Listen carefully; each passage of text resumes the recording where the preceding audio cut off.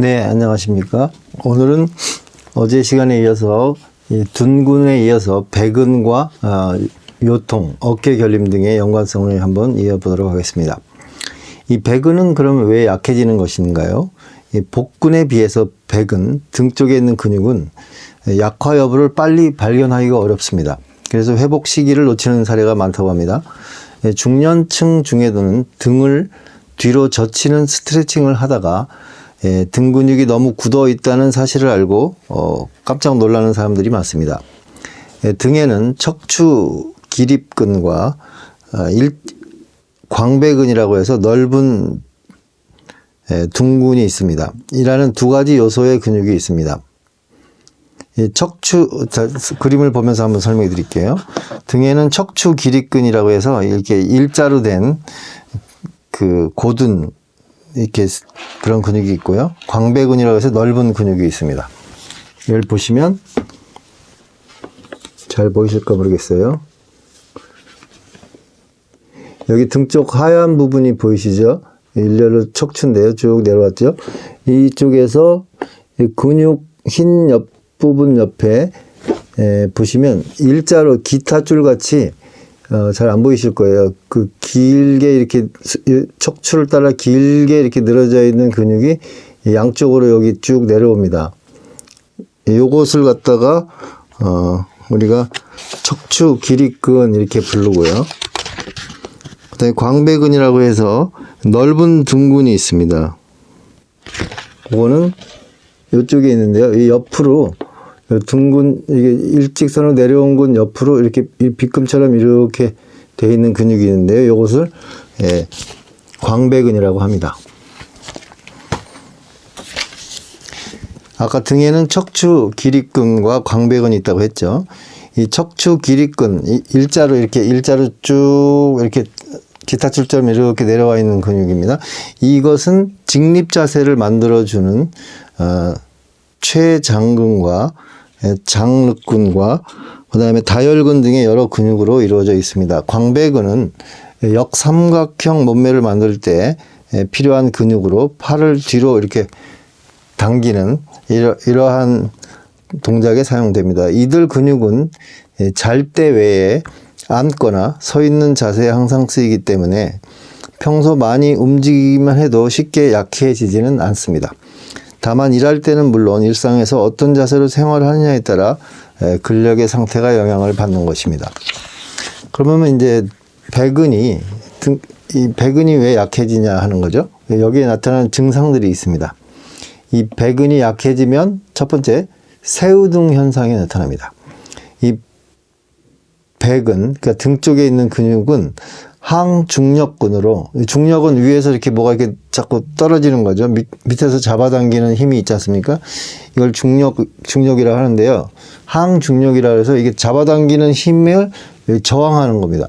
이것을 항중력근이라고 하는데, 이 배근이 그렇다는 것입니다. 중력에 대항을 하여서 이 척추를 뒤로 잡아 끌어 직립을 유지시켜주는 작용입니다.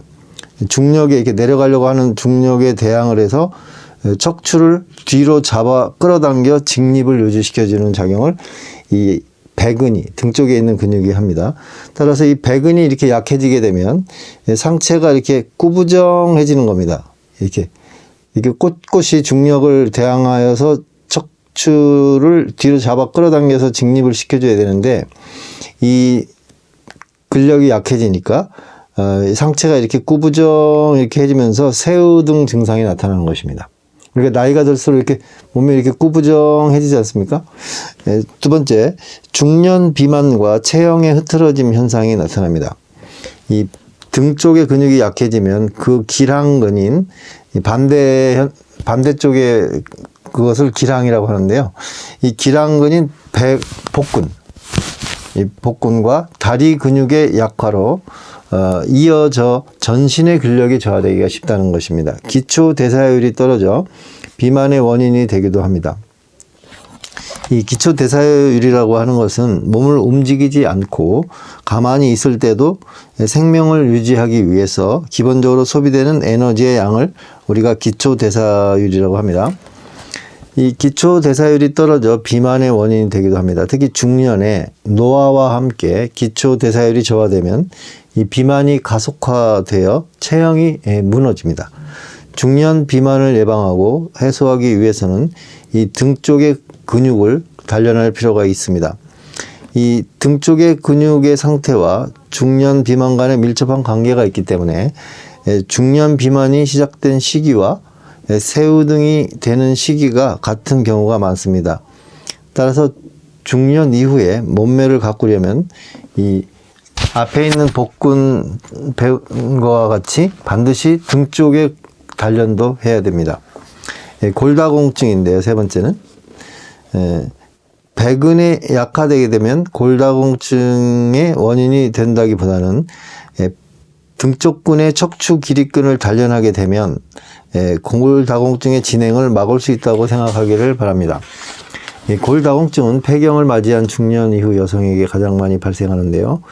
여성 호르몬이 감소하여 뼛속의 칼슘과 인의 함량이 줄어들어 골량이 감소한 결과 골밀도가 낮아지기 때문입니다. 그러나 이 단계에서는 아직 골절을 자주 일으킨다거나 보행에 지장을 받는 일은 없습니다. 이미 줄어든 골량을 늘리기는 어렵지만 배근을 그러니까 등쪽 근육을 중심으로 하는 이 단련을 통해 나이를 먹으면서 골량이 계속 감소하는 일은 막을 수가 있습니다. 뼈 주위에 있는 골막은 근력 단련 등의 운동을 통해서 자극을 받으면 전기가 발생하여 골량의 칼슘 이온을 흡수하는 작용을 합니다. 근력 단련 중에서도 칼슘 흡수 작용이 가장 큰 운동이 바로 등뼈에 직접 붙어 있는 척추 기립근의 단련입니다. 다시 한번 읽어드릴게요. 근력 단련 중에서 칼슘 흡수 작용이 가장 큰 운동이 바로 등뼈에 직접 붙어 있는 척추 기립근. 아까 기타줄처럼 이렇게 일자로 돼 있는 형태의 근육을 척추 기립근이라고 그랬죠. 요걸 단련하면은 칼슘의 흡수 작용이 가장 크다는 것입니다. 이 단련은 뼈 안에서 칼슘이 더는 감소하지 않도록 해줍니다. 그러면 배근의 회복 단련에 대해서 알아보겠습니다. 이 구부정한 자세가 되기 쉬운 중노년층은 이 등 쪽에 있는 근육에서 척추 기립근을 단련하는 것이 효과적입니다. 척추 기립근의 훈련에 대해서 한번 보여드리겠습니다. 일단은 상체를 일으킬 때 척추 기립근에 힘을 주면서 척추 기립근은 아까 등 쪽에 있는 근육이죠. 힘을 주면서 쭉 뻗는 느낌으로 동작을 하고 이 근력 단련 역시 허리 부위에 부담을 줄 수가 있습니다. 배꼽 아래에서 골반까지 두 번 접은 방석을 받쳐줍니다. 처음에는 5회 정도 하다가 익숙해지면 점차 횟수를 올립니다. 익숙해지더라도 방석은 빼지 않습니다. 라고 되어 있습니다. 그러면 한번 그림을 한번 보여드리겠습니다. 자, 여기인데요. 이 자세로 엎드립니다. 그 다음에 배꼽에서 여기 골반까지 사이에 방석을 두 번 접은 것을 요 밑에다 이렇게 아래에 받칩니다. 그 상태에서 양발을 약간 벌리고요. 양팔로 이렇게 지지를 하시고 고개는 이렇게 들고요. 여기 동그란 마크가 있죠. 여기 동그란 마크가 여기가 척추 기립근 쪽인데요. 여기를 의식하면서 이렇게 상체를 밀어서 올립니다. 위로 팔로 천천히 상체를 위로 밀어서 여기 보시면 팔로 상체를 이렇게 밀어 올려서 올리면 여기가 이제 뻐근해지겠죠. 여기를 단련하는 겁니다. 여기는 움직이지가 않고요. 양팔로 상체를 이렇게 위로 이렇게 들어 올리는 겁니다. 상체를 밀어 올립니다. 위로 양팔로. 그러면 여기가 이제 뻐근해집니다. 요거를 이제 5회 정도 이렇게 하다가 익숙해지면 횟수를 늘려가시면 됩니다. 잘 기억해 두십시오. 네, 오늘은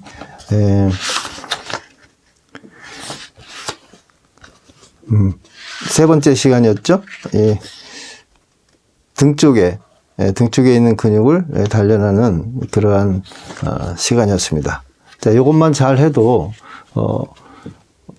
허리의 요통과 또 이렇게 어깨 아픈 분들 많죠. 어깨 결림 이런 것들이 이제 없어진다고 합니다.